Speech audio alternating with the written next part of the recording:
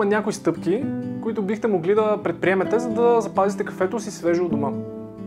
На първо място, не забравяйте, че кафето е на зърна, запазва своята свежест по-добре от смляното кафе. Затова е най-добре да купувате кафе на зърна и да го меляте вкъщи. Смилайте толкова кафе, колкото ще използвате на момента. Препоръчваме ви да купувате кафе в малки количества на седмична база, ако е възможно. По този начин ще сте сигурни, че ще започнете седмицата с най-прясно изпеченото и ароматно кафе. Препоръчваме ви, като го получите вкъщи, да го съхраните в херметически съд на сухо и студено място.